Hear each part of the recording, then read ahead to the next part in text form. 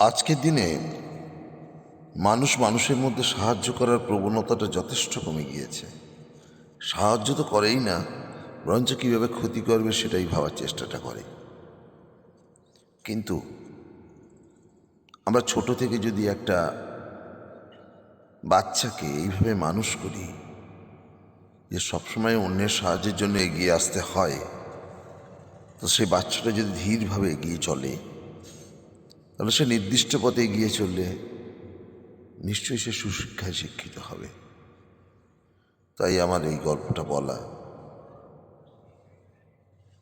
আশা করি আপনাদেরকে সাহায্য করবে। অজয় নামে একটা ছেলে ছিল যে তার স্কুল এবং সহপাঠীদের খুব পছন্দ করত। একদিন সে যখন তার ডেস্কে বসেছিল, তখন সে হঠাৎ ভেজা অনুভব করল এবং বুঝতে পারল যে তার প্যান্ট ভিজিয়ে ফেলেছে। মনক্ষুণ্ণ অজয় জানত না কি করতে হবে বা বলতে হবে, কারণ সে জানতো যে ক্লাসের সবাই তার প্যান্ট ভেজানোর জন্য তাকে নিয়ে মজা করবে। সে তার ডেস্কে বসে যে কোনো সাহায্যের জন্য প্রার্থনা করছিল।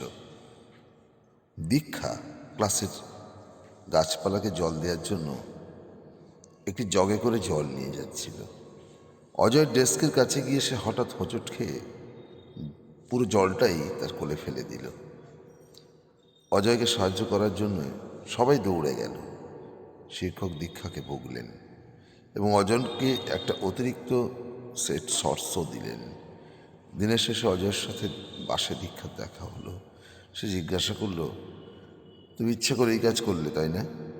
দীক্ষা উত্তর দিল, আমিও আগে আমার প্যান্ট ভিজিয়ে ফেলেছিলাম। আসলে এই গল্পতে আমি বলতে চাইলাম, অন্যদের প্রয়োজনে আমাদের মানুষ হিসাবে সাহায্য করা অবশ্যই উচিত।